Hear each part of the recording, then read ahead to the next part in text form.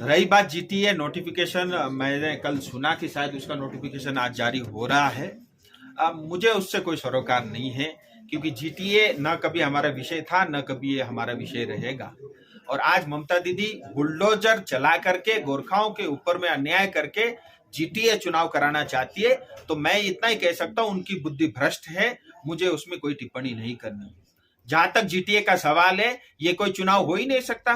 कोई चुनाव ऐसे होता है क्या जिसके कम से कम जो कॉलेज के चुनाव होते हैं उसमें ज्यादा रूल्स रेगुलेशन ज्यादा फॉलो होते हैं। यहाँ एक जो है एसडीओ बैठ के चुनाव करा लेता है और घोषणा कर देता है, और चुनाव वोट डालने के बाद 3 दिन तक जो है पता नहीं चलता कहां जाके काउंटिंग होगा, कौन उसको खोलेगा, कौन एजेंट होगा। सो ये सब जो है छलावा है। मैं इतना ही कहता हूं, जीटीए चुनाव न हो करके ये गोरखाओं को दोबारा से एक बार खरीदने के लिए ये एक टेंडर प्रोसेस है, और जो भी बिकने के लिए तैयार है मुझे लगता है उसके लिए इस टेंडर में भाग लेना चाहिए। जो नेता बिकने को तैयार नहीं है या जो जाति को खड्डे में नहीं डालना चाहता, मुझे लगता है उसको विरोध में खड़ा होना चाहिए। और भले ही हमारा शत्रु हो, हमारा मित्र हो, कोई भी हो, जाति के साथ, गोरखाओं के साथ खड़ा रहेगा, मैं उसके साथ खड़ा रहूंगा। मैं आपके माध्यम से राज्य सरकार से भी दोबारा निवेदन करता हूं, आपको 10 बार सोचना चाहिए। अगर आप ईमानदार हो, आप पंचायत चुनाव कराओ, किसने रोका है? आप महकमा परिषद करा सकते हो, लेकिन दार्जिलिंग में पंचायत चुनाव नहीं कराना चाहते। और अब तक 2000 से लेकर के 22 तक 2200 करोड़ रुपए का घाटा और विकास के काम नहीं हुए हैं। अगर उतनी चिंता आपको विकास के, आप चुनाव कराओ ना, पंचायत का चुनाव। किसने मना किया है? हम भाग लेंगे उसमें, हम भी चुनाव लड़ेंगे, सारी जनता उसमें चुनाव लड़ेगी। लेकिन अगर 3 लोगों को नेता बनाने के लिए आप चुनाव कराओगे, कानून के तहत या सड़क पे उतर करके जो भी विरोध करना होगा मैं करूंगा। क्योंकि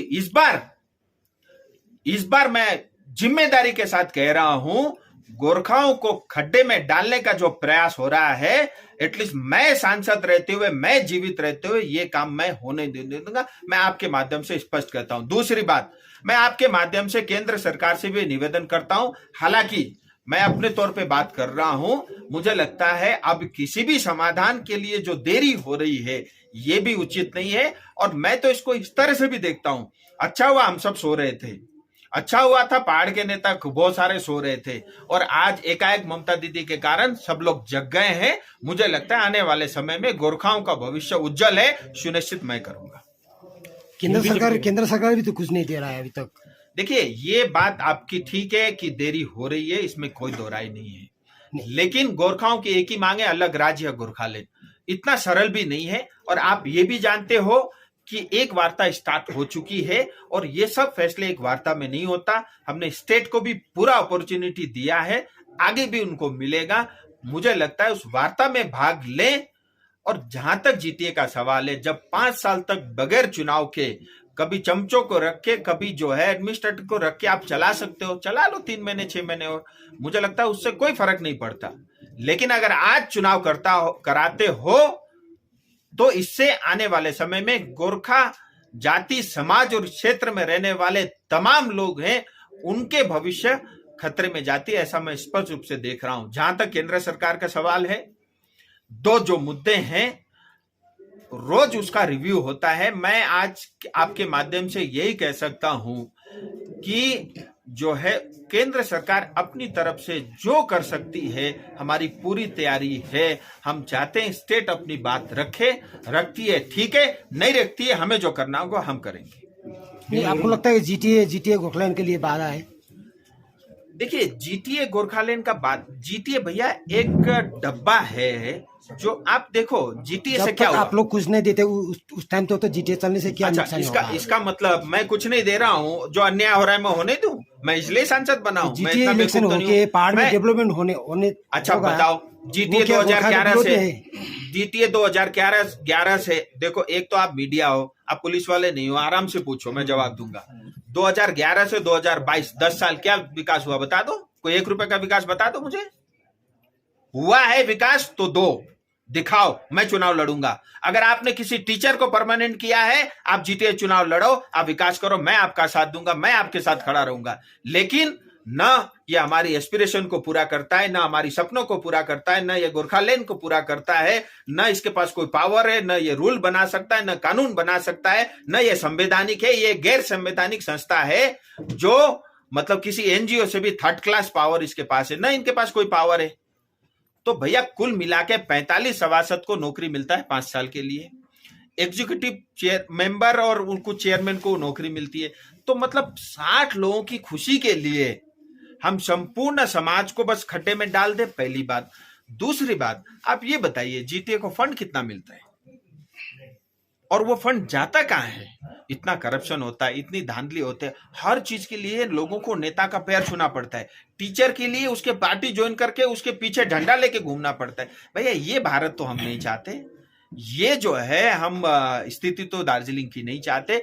दार्जिलिंग के हिंदुस्तान का गर्व था, गर्व है, आने वाले समय में भी रहेगा। और ममता दीदी आप बुलडोजर चलाओगे, हम चलने नहीं देंगे। जो कर सकते हो, जो उखाड़ सकते हो उखाड़ के देख लो। जी, पहाड़ का हालत यहाँ पहुंचने में सेंट्रल गवर्नमेंट का गलती नहीं है? देखिए, मैं आपने बहुत जिम्मेदारी वाला प्रश्न पूछा है। हम सब केंद्र सरकार को दोष देते हैं। मैं इतना मानता हूं कि जो केंद्र सरकार ने करना था उसमें देरी हुई, इसमें कोई दो मत नहीं है।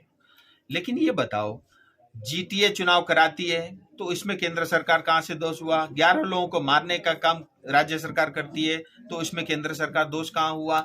और ममता दीदी डिक्टेटरशिप करती है, इसमें केंद्र सरकार दोषी? भैया केंद्र सरकार ने, गृह मंत्री तो बारंबार ये कह रहे हैं कि जीटीए चुनाव गोरखाओं का समाधान नहीं हो सकता। मुझे लगता है समझने वालों के लिए इशारा का भी ना समझे, मंदबुद्धि है, मैं उसका कुछ कर नहीं सकता। नहीं, जिस प्रकार की स्थितियां बन रही, जैसे आज से भूख हड़ताल के उत्तर से कल इधर में रैली है, जॉइंट रैली है, तो जिस प्रकार की स्थिति अभी बन रही, कहीं ना कहीं लगता है कि केंद्र सरकार की जिस तरह से देरी हो रहा है, इसकी वजह से पहाड़ में ये सब। I fully agree. आपकी सवाल का मैं बहुत सम्मान करता हूँ, लेकिन फिर मैं आपको कहना चाहता हूं, देखिए केंद्र सरकार या मैं जिस समाधान की बात कर रहा हूं वो जीटीए नहीं है, या गोरखा वो जो पहले पुराना चलता था क्या नाम, काउंसिल नहीं है, ठीक है, हिल काउंसिल नहीं है, जीटीए नहीं है, कोई व्यवस्था नहीं है। कुछ ठोस है, कुछ बड़ा है, समय लगता है, पार्लियामेंट में पास होना है, कानून बनना है, खैर उस पर अभी मत जाइए।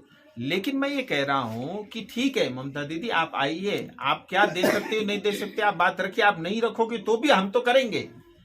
लेकिन ये जीटीए ऐसा है, मान लीजिए मैं एक उदाहरण के लिए बोलता हूं, जीटीए चुनाव होता है, देखो जनता तो खुश नहीं है, एक दो पॉलिटिकल पार्टी छोड़ के कोई नहीं चाहता, आप बुलडोज करके चुनाव कराते हो। कल ममता दीदी ये कहना चाहती है कि दार्जिलिंग शांत है। अरे भैया तुमने शमशान घाट बना के रखा है, क्या खाट शांत है?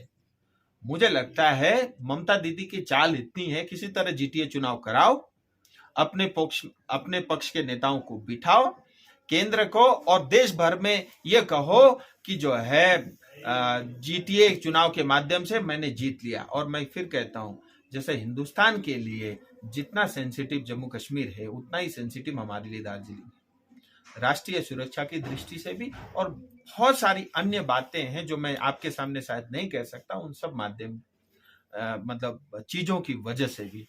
सो हम सब की जिम्मेदारी, मैं इसलिए नहीं बकबक कर रहा हूं क्योंकि मैं सिर्फ गोरखा हूं, मैं इसलिए भी करता हूं कि एक आम हिंदुस्तानी होने के नाते ये मेरा कर्तव्य बनता है, एक सांसद होने के नाते मेरा कर्तव्य बनता है, मेरे जाति के प्रति भी मेरा फर्ज है, मेरे देश के प्रति भी मेरा फर्ज है, मेरी पार्टी के प्रति भी मेरा फर्ज है, वो मैं निभा रहा हूं और निभाऊंगा। लेकिन जो अन्याय आपने किया अब नहीं चलेगा, हम नहीं सहेंगे, कहीं नहीं सहेंगे, ये बात मैं स्पष्ट कहना चाहता हूँ। फिर भी इलेक्शन होगा तो बीजेपी पार्टिसिपेट करेगा? देखिए हम प्रयास करेंगे, अभी भी हमारे पास ऑप्शन अभी भी अवेलेबल है, कोर्ट के माध्यम से, हाई कोर्ट के माध्यम से, सुप्रीम कोर्ट के माध्यम से, केंद्र सरकार के माध्यम से, बाकी अलायंस पॉलिटिकल पार्टी के साथियों के माध्यम से। मैं आज या कल स्वयं भी ममता दीदी को पत्र लिखूंगा। मैं चाहूंगा कि ये जो अन्याय एक बार दोबारा गोरखाओं पर होने वाला है, इस पे रोक लगा दिया जाए। नहीं लगाती तो फिर क्या करना होगा हम करेंगे, लेकिन इतना स्पष्ट है कि ये एक सोची समझी साजिश है जो नाकाम होगी। और मैं तो एक बात अभी कार्यक्रम में भी मैं यही कह रहा था, जो वातावरण बना है, जिस तरह की चीजें आगे बढ़ रही है, मुझे लगता है ये हमारे लिए सुखद भी हो सकता है। हम इसको एक अपॉर्चुनिटी की तरह भी देख सकते हैं। मैं बहुत सकारात्मक सोचने वाला व्यक्ति हूँ, मैं इसलिए भी ऐसा शायद सोच रहा हूँगा। लेकिन ये एक अवसर के रूप में भी इस समय का हम उपयोग कर सकते हैं। मैं आपके माध्यम से तमाम जनता पॉलिटिकल पार्टी से यही कहना चाहता हूँ, आप अनशन करिए, आप कार्यक्रम करिए, लेकिन मतलब दार्जिलिंग का स्थिति और माहौल बिगड़ना नहीं चाहिए। लॉ एंड ऑर्डर की सिचुएशन बनी रहनी चाहिए। शांति तरीके से हम जिस भी तरीके से विरोध कर सकते हैं, हम स्वतंत्र हैं। भारत के संविधान ने हमको विरोध करने का पूरा अधिकार दिया है, उसका आप भरपूर प्रयोग करें। लास्ट क्वेश्चन, एक बार आपने ही संसद में मतलब आवाज रखा था कि जीटी इलेक्शन नहीं हुआ है इतना साल से, उसमें भी आपने विरोध किया। जीटी इलेक्शन हो रहा है। आप सब लोग मीडिया इतने पढ़े लिखे, इतने समझदार है। मैं कई बार जो है ना आप लोग को देखता हूँ तो मुझे या तो ये लगता है आप लोग बिके हुए हो, या आप लोग नहीं समझना चाहते। मैं सबको नहीं बोल रहा हूँ, 2-4 लोग हैं, आप भी जानते हो उनको। प्रश्न ही ऐसे करते हैं, अरे भैया मेरा वक्तव्य उठा के देख लो। मैं क्या कर रहा हूँ कि इतने साल से आपने जीटीए का चुनाव नहीं कराया, इतने साल से आपने पंचायत नहीं कराया। मैं वो तथ्य रख रहा हूँ जिससे गोरखालैंड का मार्ग प्रशस्त हो। आप समझते क्यों नहीं हो? मैं बोल रहा हूँ जीटीए का चुनाव नहीं, पंचायत का चुनाव नहीं, और कोई व्यवस्था नहीं, तो मार्ग प्रशस्त हो गोरखालैंड के लेकर के मैं इसलिए उठाता हूँ। आप ये कहते हो चुनाव नहीं हुआ तो मैं चुनाव कराऊं थोड़ी ना बोला मैंने, कभी कहा है क्या? नहीं कहा है। तो मुझे लगता है हमको ये समझने की आवश्यकता है। आप सब लोग बहुत समझदार हैं, आपका बड़ा योगदान है। आने वाले दिनों में तेजी से हर दिन गतिविधियां बदलेंगी। मीडिया का मुझे लगता है बहुत बड़ी भूमिका रहेगी। देखिए आपकी भी उतनी ही कर्तव्य बनती है अपने समाज के प्रति, अपने क्षेत्र के प्रति, जितने नेताओं की है। और मुझे लगता है हम सबको जो सही बात है वही जनता के सामने रखना चाहिए, और ये झूठ की राजनीति जो चल रही है ये बंद होना चाहिए। के अगेंस्ट में अनशन पे उतर गए, इस बारे में आपके रिएक्शन क्या? देखिए मैं उनके साथ खड़ा हूँ। मैं एक बात आपको बता रहा हूँ, कल मान लो अनित थापा जी अनशन पे बैठ जाते हैं, जीते का विरोध करता हूँ, मैं उनको खड़ा पहनाने जाऊंगा। मेरी लड़ाई अनित थापा, विमल गुरुंग या अजय जी से नहीं है। मेरी लड़ाई पश्चिम बंगाल की सरकार की हमारे खिलाफ गलत नीतियों से है। पश्चिम बंगाल के लोगों से लड़ाई नहीं है, पश्चिम बंगाल की सरकार से भी नहीं है। उनकी गलत नीतियों के ऊपर मेरा जो है उसमें मेरा मत अलग है। इसलिए कोई भी व्यक्ति दार्जिलिंग से जो प्रेम करता है, दार्जिलिंग से जो लगाव रखता है, तराई डूवर्स से जो प्रेम करता है, उसके पक्ष में अगर कोई आदमी अनशन पर बैठता है, मेरी सहानुभूति भी है, मेरा सहयोग भी है। मैं उसको खदा पहनाने भी जाऊंगा। मैं आपके माध्यम से ये बात